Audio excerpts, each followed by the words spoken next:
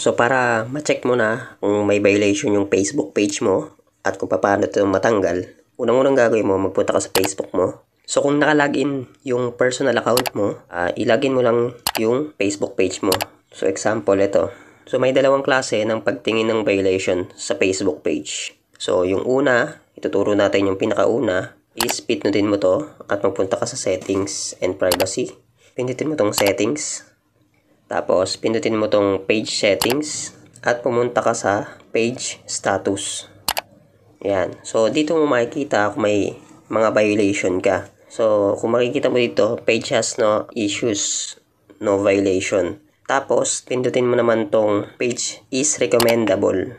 Yan. Dito mo rin malalaman kung meron kang violation na nagkakos ng shadow ban. So, wala tayong mapakitang example kasi itong Facebook page natin is walang violation. So, kung meron siyang violation, ang makikita mo is merong nakalagay dito na something kung ano man yung violation na meron sa Facebook page mo. So, ang kailangan mo lang gawin, since hindi natin mapakita yung example, pindutin mo yung violation na yun at sundin mo yung steps kung paano siya ma-delete.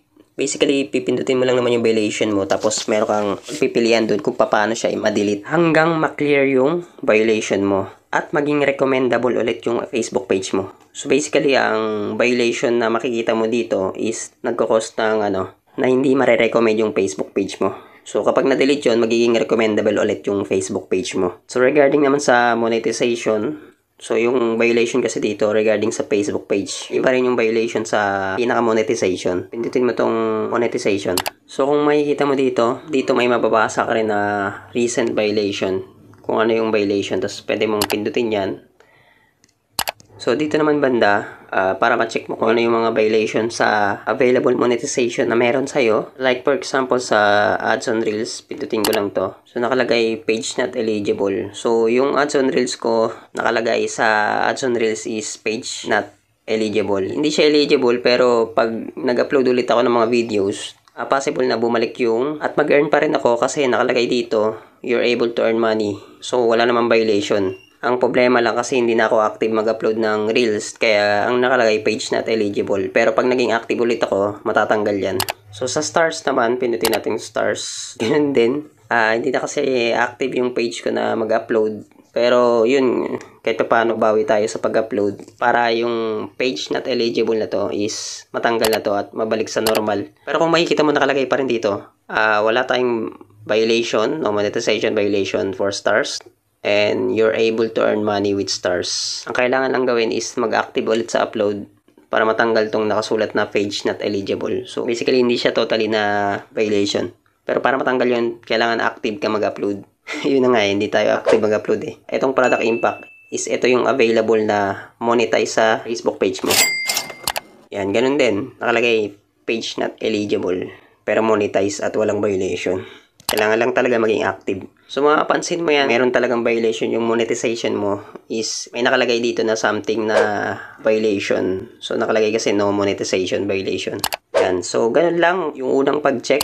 Basta kung ano man yung makita mong violation dito, pwede mo namang i-delete yun or sundin yung instruction na mababasa mo kung ano man yung specific na violation na meron ka. So yan yung unang pag-check ng violation. Make sure na may di-delete mo kung ano yung dapat i-delete. At kung ano yung nire-require niya na para maalis yung violation mo, is gawin mo.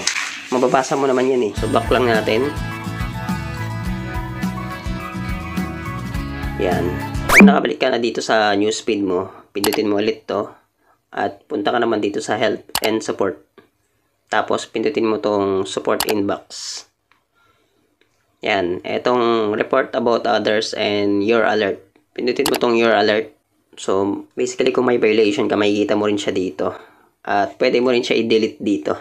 So, halimbawa, dahil wala tayong mapakitang example kasi walang violation. So, halimbawa, meron kang nakitang violation dito, pindutin mo lang naman yun. Tapos, ang pagkakalam ko, meron siyang option kung gusto mo bang i-appeal or i-delete. Pero, mas maganda na i-delete mo na lang. Huwag ka na mapagtalo kay Facebook para mabilis maalis yung violation kung ano man yun. So, back mo lang. Pindutin mo rin tong reports about others. Yan, no report. So, kung sakaling may report man, delete mo lang din. Same lang. So kung may tanong ka, may questions ka, comment mo lang below para masagot natin regarding dito sa issue na to. Kasi marami ngayon na nagkaka-violation, hindi nila alam kung paano, kung ano yung gagawin nila. So comment mo lang yung mga questions mo. And I hope na nasundan mo. So excited akong i-flex itong Face You toothpaste na may baking soda. So basically marami nang nagka-resulta dito at proven and tested na siya ng mga dentist. Bukod sa nakakaputi siya ng ngipin, tanggal din ang iyong bad breath. May confident ka na ngayon na ngumiti at comfortable ka nang makipag-usap kahit kanino. Gamitin lang ng 3 to 4 times a day. Sulit na siya dahil 100 pesos lang siya at aabot na siya ng isang buwan mahigit. Kaya i-click mo na yung yellow basket dito sa video natin. Yo, what's up mga classmate? Para dun sa mga gustong sumuporta po sa atin, para makapag-create pa tayo ng maraming tutorials na mga request ng mga viewers natin, magpunta lang po tayo sa TikTok shop natin at pindutin yung basket doon. So, pwede po tayong mag-support kung ano po yung gusto niyong bilhin dito. or yung mismong print-note natin na toothpaste, Face You toothpaste. Dito siya, mahahanap niyo po siya sa basket ko, dito sa TikTok shop natin. So, ito po siya, ayan. Naka-discount siya ngayon, kaya mag-add to cart na kayo. Thank you very much.